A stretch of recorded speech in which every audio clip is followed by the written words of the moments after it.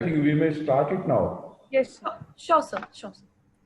Respected keynote speaker of the event, Professor Dr. V.L. Moni, Professor and Dean, Hindustan School of Law, Hindustan Institute of Technology and Law, Chennai. Respected Vice Chancellor, Dean, Law College, Dehradun, Uttaranchal University, Professor Dr. Rajesh Bahugana, sir.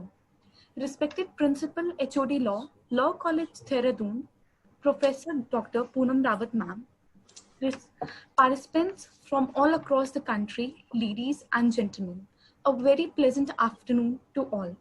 I, on behalf of Law College, Dehradun, Faculty of Uttaranchal University, welcome you to this edifying national webinar on the topic Unorganized Laborer and Unintended Victim of COVID-19.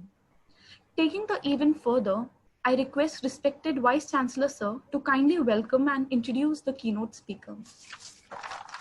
Thank you, Tanya. Present on the occasion of this national webinar on the topic of unorganized laborers and unintended victim of COVID-19. Today's keynote speaker, Professor V.L. Moni, Principal of Law College, Dehradun, Professor Poonam Rawat, ma'am, faculty in charge for this particular event, Dr. Vijay Srivastava, President, Secretary, and all the office bearers of Training and Recruitment Division of Law College, Dehradun, Faculty of Uttaranchal University. All the participants from this university and all the other university. I extend my greeting to all of you. I am also taking this privilege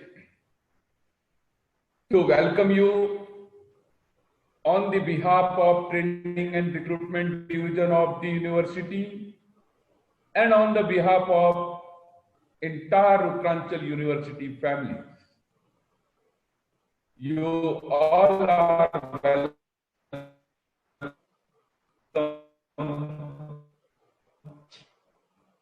in this national webinar. Ladies and gentlemen, we have today with us the keynote speaker, Professor V.L. Moni. When we talk about him, Professor Moni, a senior professor having more than 20 years of experience in academic and professional field relating to corporate law and intellectual property rights, is a postgraduate in commerce, law, business law from Kerala University, and also possesses PhD and postdoctorate LLD. He is presently working as Professor and Dean, Hindustan School of Law, Principal Kerala Law Academy, Law College, Kerala, Adjunct Professor of Savitha University, Chennai for research activities.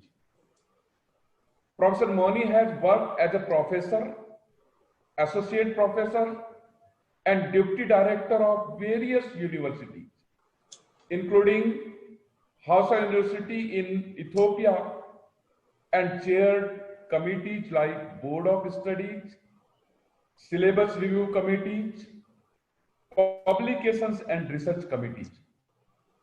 His area of experience is company and corporate matters, intellectual property right, registration, etc. Professor Moni has presented papers and chaired many international conferences at Middle East, Africa, and Europe.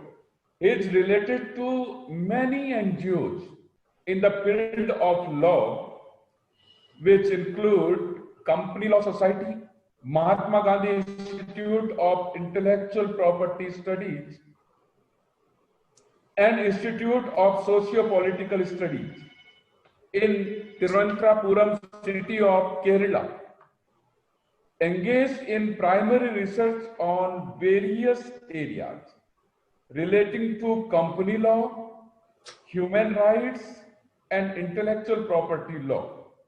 Professor Moni has many research papers published in national and international journals on various topics of law. He has published many scholarly books and articles on intellectual property rights, human rights, central sales tax, and on many other topics, and delivered lectures in many universities in the country and abroad.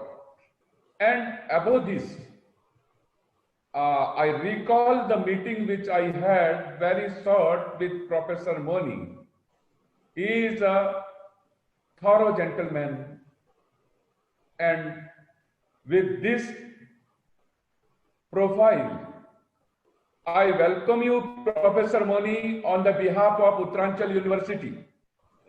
You are most welcome here. And today's topic is unorganized labor and unintended victims of COVID-19. I understand and I have seen series of webinars are taking place on this particular issue. But most of the webinar which I see and debates, by and large, they becomes the political debates. That is why we intended to have a professor here who can give the clear picture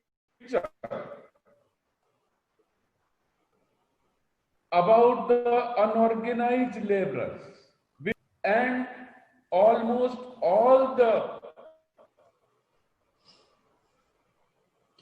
channels of the country has exhibited in their own way and interpreted that they have become by default victim of this pandemic, COVID-19. For the reason that they had very limited resources, their bargaining power is very less in comparison to the employers.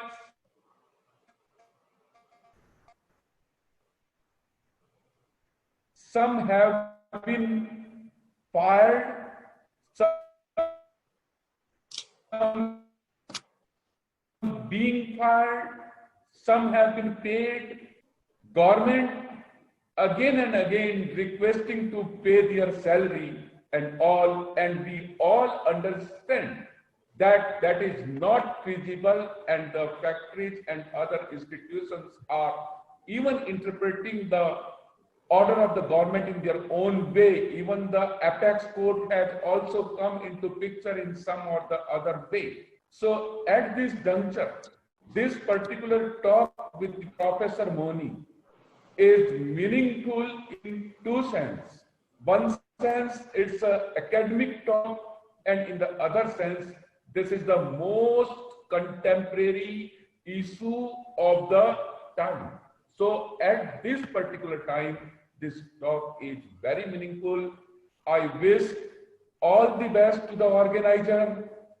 I wish all the best to the Akanksha Bhatt, Rasi Jha, and Tanya before me, and their entire team for organizing this webinar on the contemporary issue.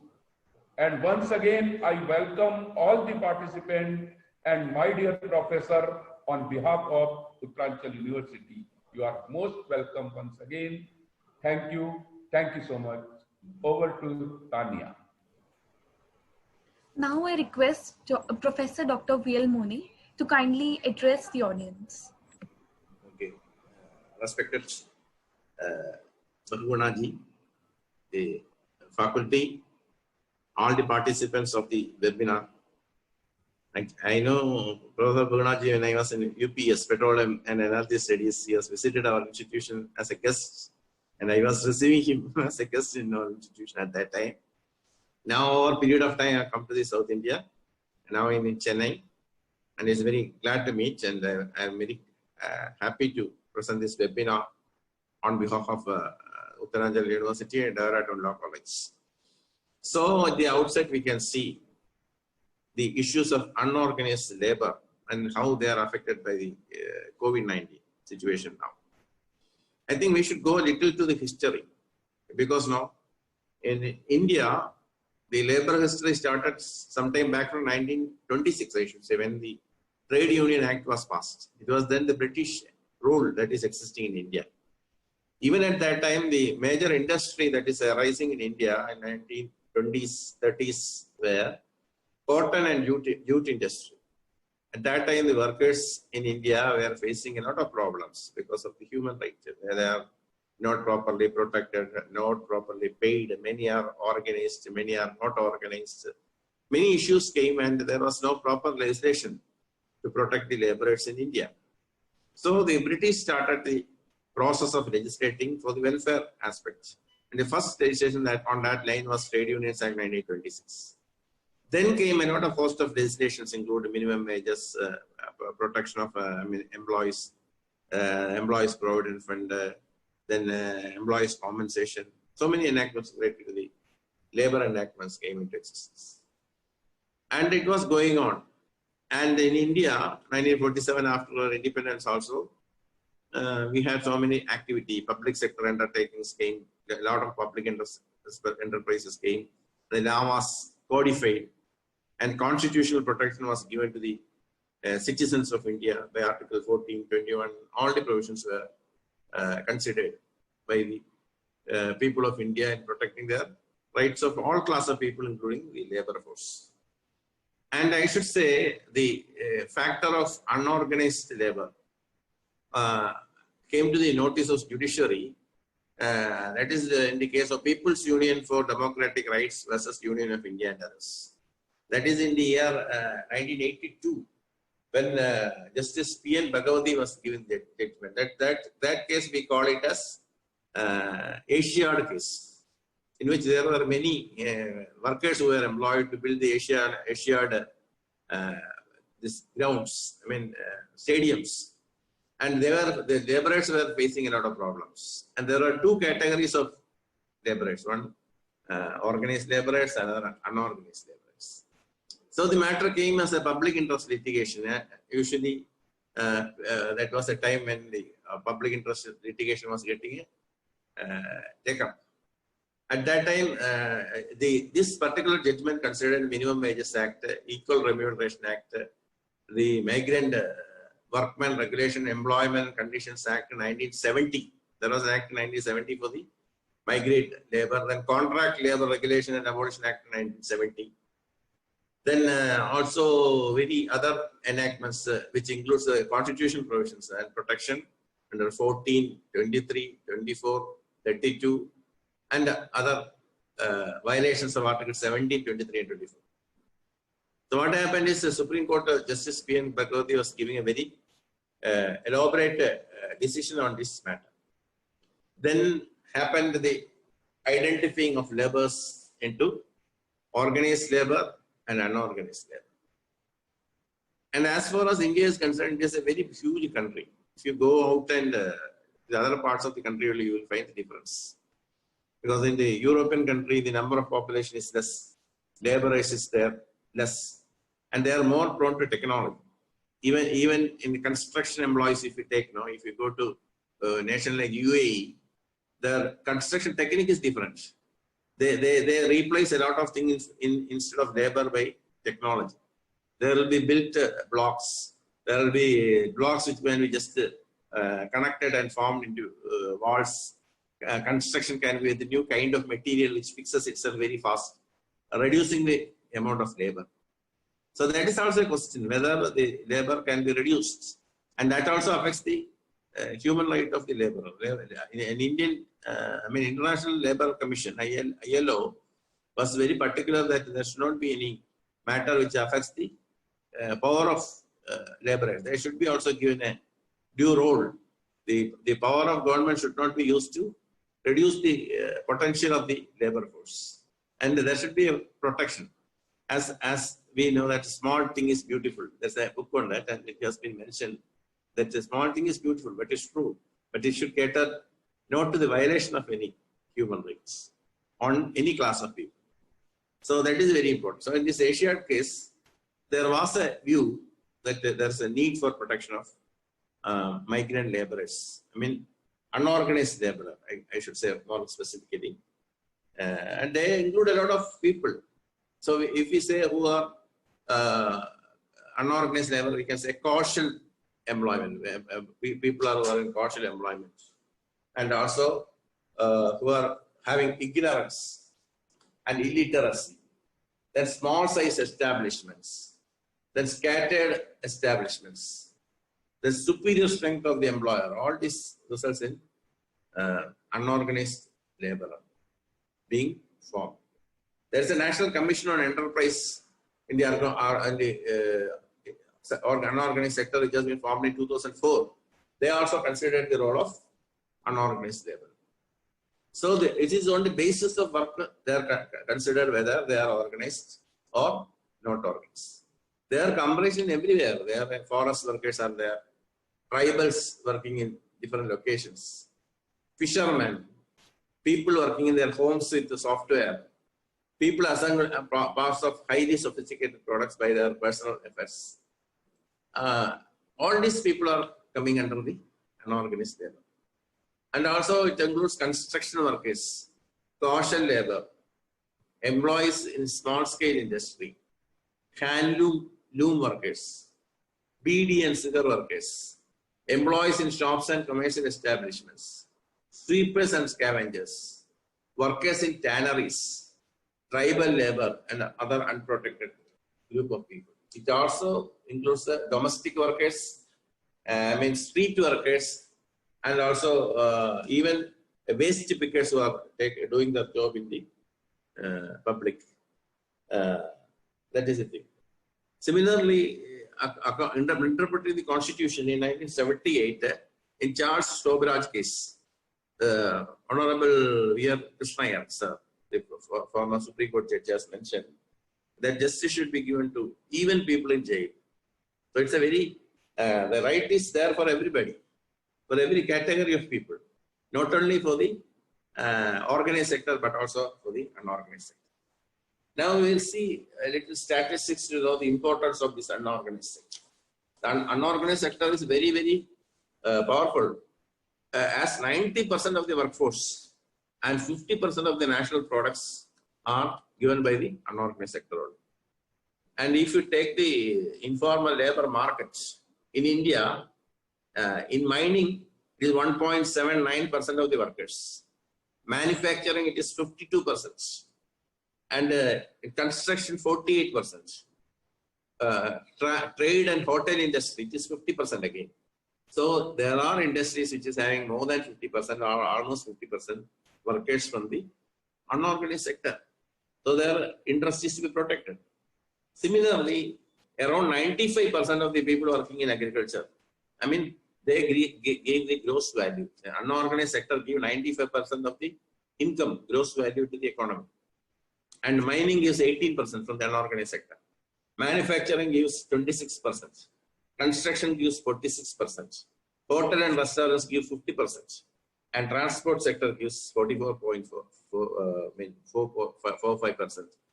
These are the results they give to the economy for the purpose of growth. Now we come to the what we have to do for this protection of this unorganized sector. The question is, the unorganized sector is not protected legally as they have to be, as we know in various situations. Even before, there are many enactments, but they have not been properly tuned to give proper remedy for the unorganized sector laborers. Social security schemes was introduced by Government of India in 2004. National Family Welfare Benefit Scheme was launched. Then Janani Suraksha Yojana, there's another scheme which was launched by Government of India for the purpose of these workers.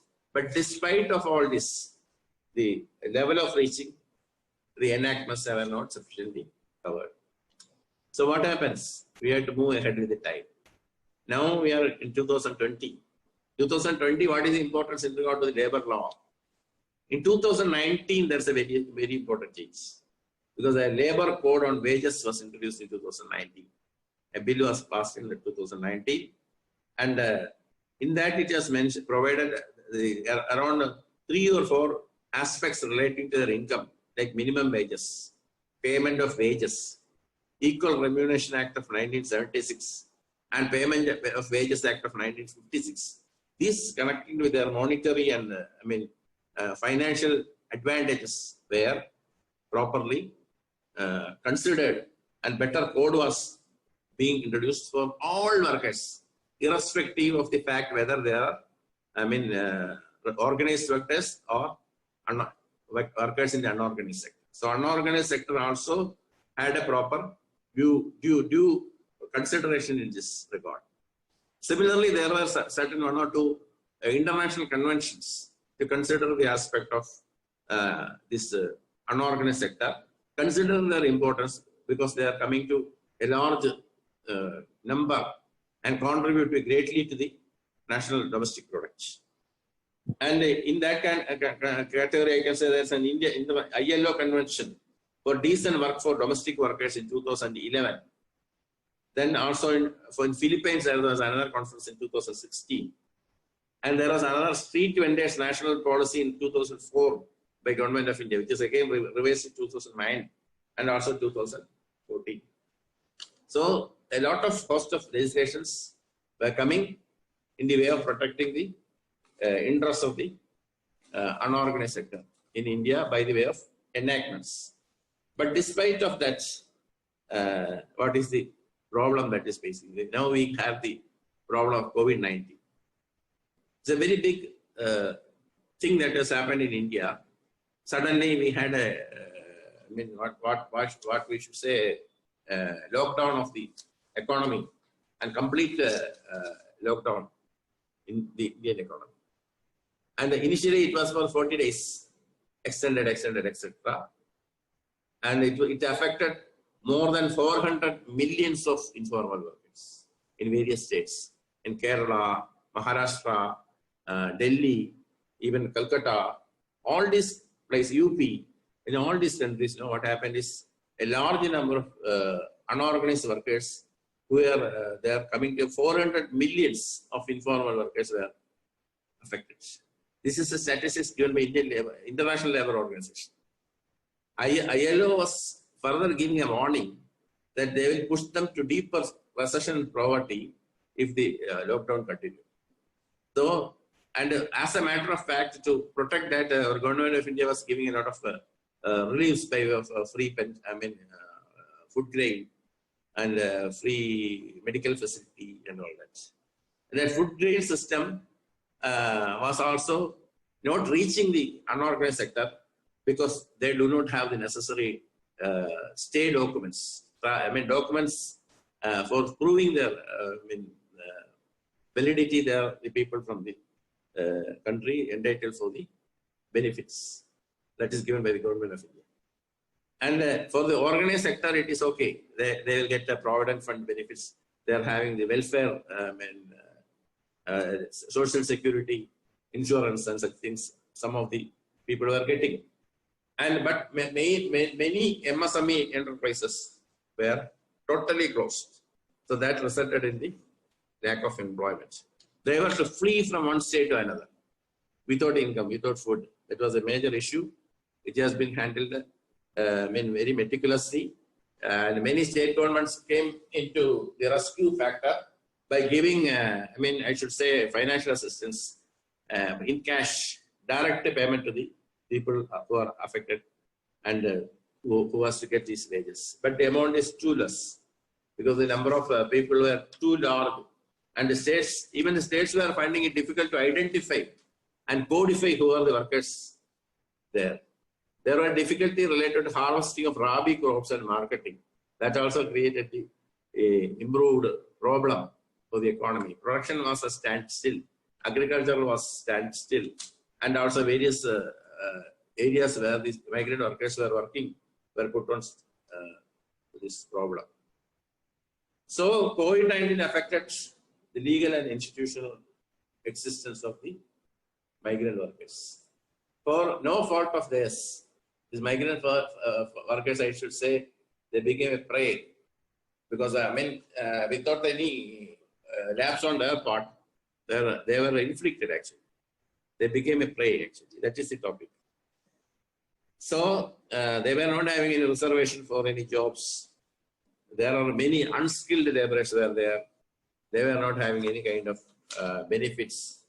And also in some states like Rajasthan, they have pushed the labor laws to have the work with 12-hour shift, so that the number of shifts is increased and the remuneration payable to the workers got reduced. Means they will come in shift only and they will not get the full employment. So 12-hour shift, however, was given on the assumption that everybody will get, more people will get the job. But that also the implementation was not effective, that it became a fallacy. The work could not be redistributed to create more and important jobs for the unorganized sector. So what can be done is whether trade unions and management, whether they have discussed, they have sorted out, and whether there is any suggestion from the Indian International Labour Organization. All these things are very important. And you should say the union organization has got any legal cover, anything like insurance that has happened. We cannot say anything of that. Then what happens is the daily wage earners, contract workers, migrant workers, labor in the intensive sectors like construction, etc. The trade unions are not at all powerful. They cannot do anything because they are not organized, because they are unorganized. So people started fleeing. Even there also there was problem of transportation, allowing COVID entry. Many states prohibited. You cannot come. You cannot be rehabilitated like that. Then it became an issue of social security. And what we can say is it affected around 400 million workers, we should say, actually. So there is an IT industry, engineering sector, building sector, civil society, and other unorganized. They are all started organizing to do some help for the migrant workers. And India, very important thing I have to say is that this National Law School Bangalore made some very good collection for helping these migrant workers to go from one state to another. They were giving a large funding. Within a few hours, they could raise a big amount from a National Law School, Bangalore. So that all came because of the social commitment of the lawyers to the society. So trade unions have to be there. They have to protect and unorganized laborers also. There should be more social security. There's an act, of course.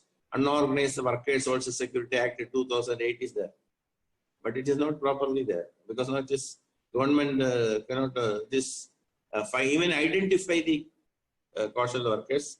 No database is available, no codification, no material kind of statistics exists regarding the status of unorganized sector of labor. So that is, in this situation, what can be done? It's a very big issue. That is, we have seen that there are problems for the unorganized sector laborers in every state. There were problems in Delhi, there were problems in Maharashtra, there were problems in Tamil Nadu, there were problems in Kerala. In all these places, there are local kind of agitations by these people during the COVID period because they were not getting food, they were not having income, they were not having any facility to go to their own respective states. It was this background that created the situation very, very, very serious. The thing which became very significant for the public to interfere. Then again, the government of India started announcing unlocking of industry, giving more focus on medium and small. MSME started little opening. And there also we find that it has started opening here, there, and giving some jobs. And in some case of increased assistance by direct money transfer to the unorganized sector laborers. But it is true that in a country like India, where there are 470 million of people working in our unorganized sector, the reaching level of this benefits will not be sufficient. There should be better social security measure. And this, in regard to social security, I should say it's a welfare concept. We have seen a welfare concept mostly in European countries. European country like Finland and all that, if you can go, you can find that everybody is given even unemployment allowance. If a person is completing his education, is a prospective age, he'll be given job. Job assurance is there in regard to such people. But in case where he is not given, he is given unemployment allowance. Such facility cannot be adopted in India because of the large population. Regarding medical protection, we don't have protection scheme as in United States, like insurance protection for all workers. We don't have. We are having only maximum that this hospital, ESI hospitals, for the catering to the demands of the workers. That also is restricted to the organized sector. Now, what is the need of the hour? Need of the hour is we have to do a lot of things. We have to codify, we have to fix, we have to find the classification and exact number of workers that is being in this field, and then only they will be given the protection. For the purpose of employment is not a problem because we are having so much of developmental activity in India. Because in the post-COVID situation, as I was telling, this Make in India product, this scheme is there, and many MSMEs are coming, and we are going for the new branding and new internationalization of markets. So we are hoping that there will be more and more of the industries that too in small sector coming up. So the employment for the unorganized sector will not be a factor, but what happens is it affects the present system of the unorganized workers. And if you are asking about the street children and all that, even street children can work if they are having the work, even street cleaning, so many activities, economic activities should be improved, increased, codified, and should be brought to the proper level. Then only we will be able to control this thing. The problem is mainly regarding the population in India. Once I have been to Finland, a country, and I have been to a criminal court in Finland, in Rovaniemi, where I have been taken by a person called Timo Sarenpa, who himself is a judge now in Vasa in Finland. So he was taking me, and to my surprise, I could find only very few people sitting in the court. And a person was brought in by 2-3 people, and he looked like an executive in a very full dress. And finally, I found that he was a thief. Means because of the ethnicity and all that, he looks very, big person for the look. And finally, what happened is they started the process, judicial process, which includes, it is like India only. In India, what we know now, we are having that examination, chief examination, cross-examination, evidence. All these things are there because it's also a part of European Union. And the British system continues there also. So to my surprise, it happened, I was there for nearly 1 hour only. And the number of cases coming was less because it is sparsely populated place. That person was completing all this process and he was punished and taken to jail within 1 hour. He was immediately convicted within an hour. What happens in India? We will go on adjourning. After 10 years, a person will get some decision. If a person has killed somebody, the decision will come after 12 years, 15 years, like this. It does not happen in other countries because their population is less. The same is the problem in regard to India also. In India, we are a very populous country. So even if we are doing some reforms for the street children, it is a very, very, very huge population that we cannot solve all this in a second or in a minute or a few hours. But what is required is our intention. Intention should be very strong. And we should cater to reduce the poverty increase the social welfare measures. And as far as the welfare measure is concerned, our Indian constitution also provides for that. We provide a socialist pattern of society. And we have accepted that our country should aim at the welfare legislations, more welfare legislation in favor of all category of people, and laborers are by way, no way exemption. Laborers are to be properly protected. They are one of the very important forces who contribute to the national economy. And when they are forming a part of national economy, naturally they are to be protected, whether in organized or in unorganized. But to the fate of our country, so far, we are also, economically, we are having some GDP problem, increase of production, and also because of the large population, technology, so many things are there. Problems are our currency value. We know our currency value is less compared to many other countries, like dollar, euro, we are not that much strong. So to make economy, you have to make real production. That is possible only when you have more export, more production, more industry, more projects. It is all possible, and our advantage is the workforce.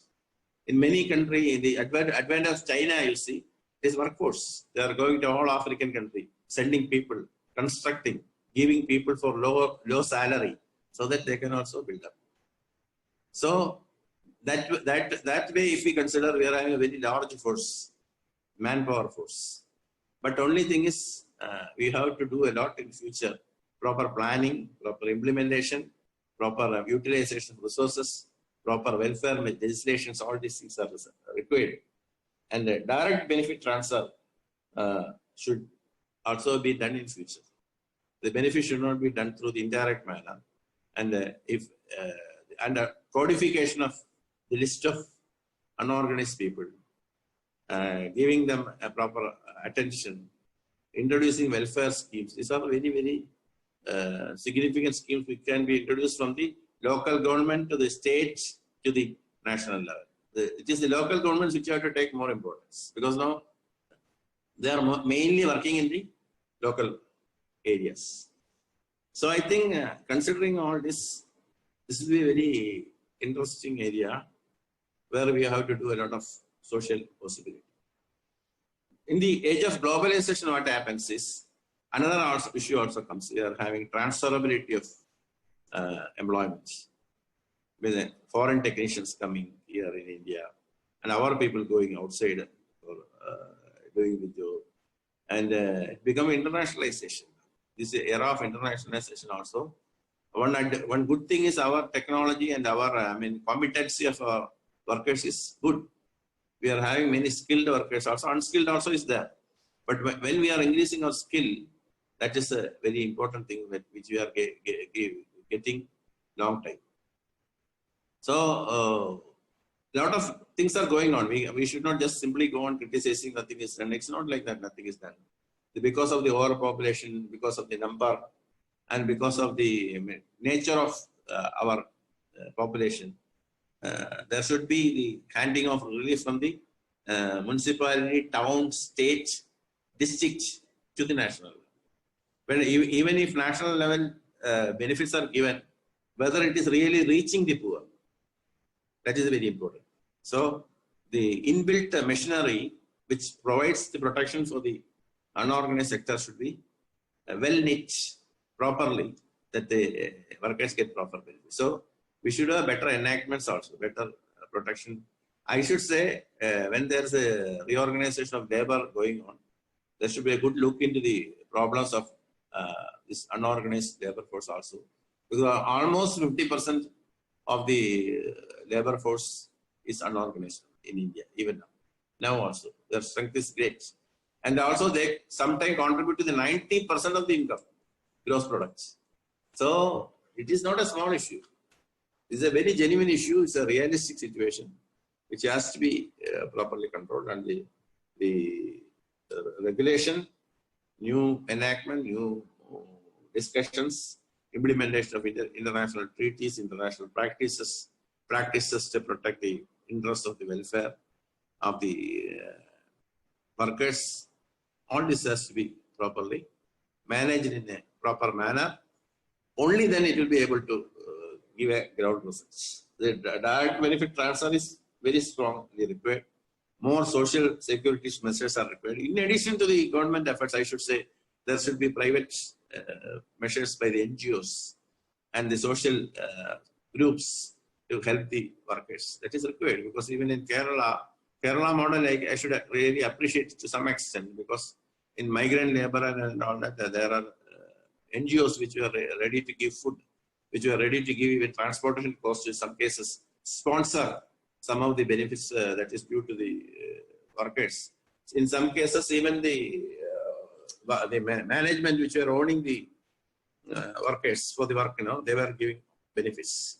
So legislation is not legislation, it is practicability, and we have to see more of implementation. The implementation side has to be, that is enforcement. It is not the lack of enactment, it is lack of enforcement that is more required. And I don't say everything is finished, you need not go for a legislation. No. In regard to the unorganized legislation is also required, but we should have a better lively policy. And this matter has been going, as you told now, from the Asiad case time, that is in 1980s, even now. Around 40 years, we have gone from the Asiad case. Still now we are in the same place with the same problem, facing the same problem in the country. So I think it's a very great challenge for our economy. But one thing is sure, we should understand our economy is getting stronger. We are making better production. And we are one of the growing economies in the world, not like Pakistan. And as we understand that our economy will grow further and we will be a superpower in 20 or 30 years. If we grow like this, we will be par with any other developed nation in the world. And sometime India can be number one in the world regarding the growth and economy, provided we put the proper paths and proper rails so that trains runs properly. That is the way. And we have got a lot of optimism. And the challenges too, like even war can bring down your economic development. Even COVID-19, our GDP came down. No production, nothing is happening. And even regard to labor laws also, there are implementation is sometimes weak. And there are even education institutions, they take bonds. If you go within 2 years, you have to pay this much money to the employer. Which I think this is not a proper way. Because there should be that's a violation of human rights actually. And Supreme Court does not accept that also, where you give the bond for employment. But still it is there, practice is there. So preaching is not sufficient. We should have the method to enforce and implement.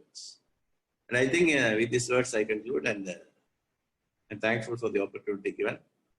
I think even though I have not taken much time, I was hitting the main aspects of unorganized labor and how COVID affected them. COVID really affected them, and we have to do a lot of things, a lot of positive things like more planning, more legislations, and more implementation, more enforcement. All these things ahead. And thank you for the opportunity given. Thank you. Thank you, sir, for the enlightening session. Now I kindly request Rashi ma'am to take over for the question answer session. Greetings, sir. Sir, all the time when you were talking to us, we have received immense amount. I will try to read you the most common questions so that all the questions are some of the question might not be left. So there's a question from Raman Sharma that there are a lot of welfare legislation, but what we see is that at the grassroots level, they have not been able to get planted very well. Most of the legislations we hear are very good for the labour. As soon as the lockdown came, we heard that the Pradhan Mantri Yojana and everything came. But do you think that they have penetrated to the grassroots level? And it's a matter of enforcement. As far as India is concerned, ours is a very large country. You should say next to China, we are most populous. We cannot say even next to China, almost equal to China. The population and enforcement machinery also we are having less. We do not have the enforcing people to that much extent compared to proportion. The judiciary officers, police officers, all these are not sufficiently matching. So this is a problem of populous economy. So what we have to do is we have to more take the role of the NGOs, public, PPT, I mean public-private participation and all these things should be there for bringing more and more welfare to the people. And that should be introduced. Even now we are having in the courts, you are having the informal mode of settlements. Why? Yes. Because it does not affect the people. So people's angle should be there. And that should be slowly introduced. Cannot be done all on a sudden. Yes. Sir, the second question that we have received that, do you think that the informal sector amongst it is quite neglected in spite of all the labor law legislation that have been introduced ever since? It is neglected because the act does not apply to them. Most of the acts like Provident Fund, ESA acts applies only to the organized sector. Unorganized sector, they are not being considered at all. They are not brought into the net of the benefits that is given to the workers in unorganized sector. Though there should be a method by which they also should come into this net. Now they are outside the net of the benefits that is given to the laborers. They are ignored actually. So, sir, what according to you are the suggestive measures that must have to be taken in a stricter sense in order for a better economy and for the well-being of the people as well, which benefits both? So what is to be done is there should be advantages of making more legislation should be there and more amendments should be there by which it reaches the workers. Only way of proper enforcement and proper enactment. And also the courts can also enforce. If there is any problem of violation of fundamental right, there's a right for you to directly approach Supreme Court or High Court. And courts will redress. That is their constitutional protection is there for every citizen. That we are getting now, even now. So we have another question from Shagun Singh. She asked that there are some states like Rajasthan have pushed their labor laws to allow workers to work in a 12-hour shift in various essential industries. So include to deal with the social distancing model and everything. So do you think these measures that we are seeing from the outside are enough to protect our laborers, keeping in mind the existing labor laws and everything? No, there is no outside or inside, something, nothing like that. Because the purpose of the government was to give more benefits, more shifts. 12 hours means more shifts, more workers, more people, more benefit. That was idea. But when it came to the practical aspect, it does not work. That's it. Then it has to be reviewed. Yes. Reviewed and brought in the proper way. That if any mistake is there, that administration should be ready to rectify it. That's all. But I don't think it's an intentional commitment that others should be avoided or people should be avoided. Nothing of that. It's how our people are doing good for, especially in the COVID situation now. We are all very humane. Every political party, every administration, everybody is humane.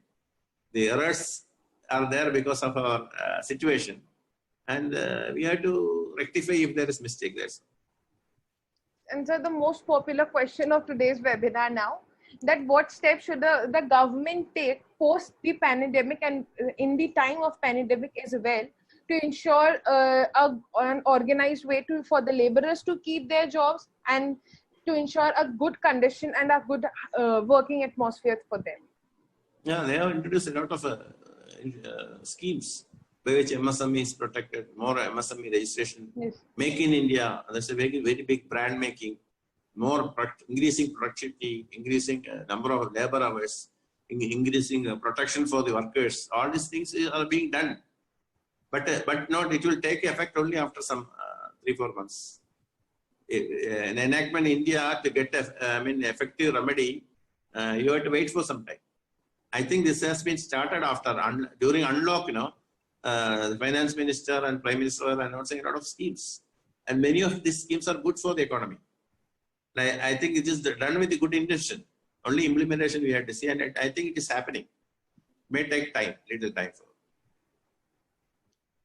Sir, there's a question from Shiva Naman. He says that as COVID-19 does not mean that it is the end of migration, it means that it is an it opens a fresh field and fresh opportunity for migration in some new destinations as well. So do you think that that's what the government is promising right now? So do you think that this is just a promising thing and it will lack implementation? No, it's open. Naturally, it's opening. Means every day. The COVID-19 has made a new phase. Our economy, our production, our daily activity, academics, everything is not going to be the same way as we were. And as I am understanding, the COVID is going to stay. So we will have more of these webinars, more of a distance mode, and more of things to come, and a new kind of things. For example, education will become online, more online courses, more technology oriented. The people who does not know how to use Zoom, they are using now. I can understand many people who were not knowing how to come online, now they are coming online. They who does not know how to use the modern technology, they are trying to use it. So now it is a time to change. And there is a great effort to be put by every citizens so that they also grow with the time and challenges. It happens. And sometimes, if lucky, our economy may be growing faster because we are getting new and new earnings of employment. Instead of tourism, it may be technology. It's even learning, education can be a very big sector in India where we can offer a lot of courses like yoga, natural healing. So many areas are there which is very unique for India. And that can be grown to the international level. Peace of mind. You should know, very developed countries are there, and in those countries people are not happy. They are committing suicide. Why? Because money is not the only factor. Peace of mind is not there. So peace of mind, we are having Indian techniques by which we control. So many things are there, special to the Indians. And if we develop now, we will be in a different lane. I think we should be in a different plane. So that the only thing is we have to do it properly, and we have to develop a lot of things. The world is going to change a lot, not the world it was. And technology is going to catch. And people like, young people, will get more demands because they are more technologically oriented, more practically oriented. The young people should teach the old. That is the situation. Indeed. And time will come when old people will come to you. Please help. No, but that should be done. That thing will change. The old people also have to get adjusted to the modern technology, modern things. Then there will be growth. I am not pessimistic. I think it is a very pessimistic stage that is developing. And this COVID may be in existence, but it's going to give a great boost ahead. That's what I think. Indeed, sir. Sir, one last question. Sir, what we see is that the labor laws provide an immense protection to the laborers, to the workers and everything. But at the bottom level, basically in the real world, what we see is that the condition of the laborers are very poor. They are not being treated properly. Do you think it is the fault of them that they don't know what are their rights and everything? Is it the lack of knowledge? Or is it the condition, is there some fault in our existing legal system that needs to be amended? Enforcement, there's some problem. Our enforcement and judiciary, as well as in practical situation, whatever may be the act, whether it is Copyright Act, Indian Penal Code, Police Act, whatever it is, enforcement has got lacuna, lot of lacuna is there. So what you have to see is now we are getting close to society, into open society. So many lakhs of people coming, are coming to hundreds and fives and tens coming. So we have to learn by which we have to make a better enforcement ahead. And enforcement better will make our laws better. And we are having laws. It is not that we don't have laws. Only thing is we have to amend certain things to suit the present need. The best enforcement should happen, and that requires a lot of willpower and better administration. Definitely. And I think the people should be without any prejudice. Prejudice is there. Politics is there. All kind of partisan dealing is there. Religious feeling is there. All this should go. We should be a real citizen of the country. If you are that spirit we develop, and if we implement the enactments properly, I think our days are ahead. Very strong. I am very pessimistic. Definitely. Thank you so much, sir. It was very enlightening for us. Thank you. Thank you. I now call Tanya.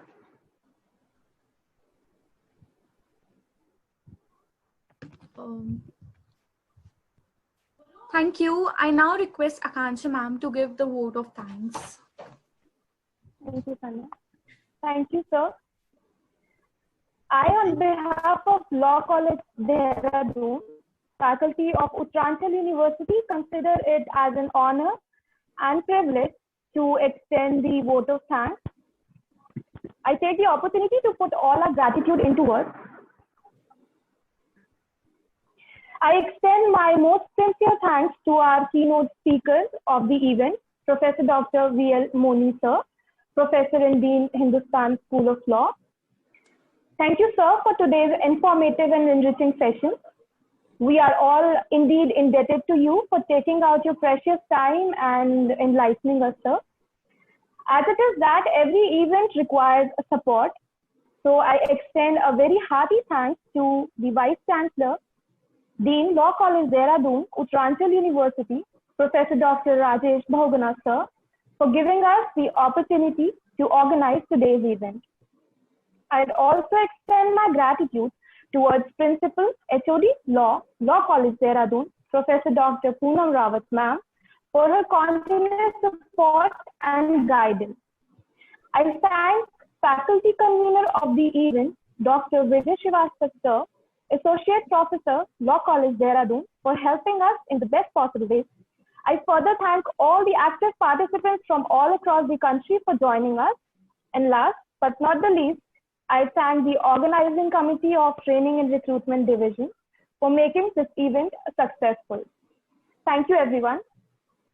Thank you. Thank you, Ron. Thank you. Thank you, sir. I shall now end the meeting.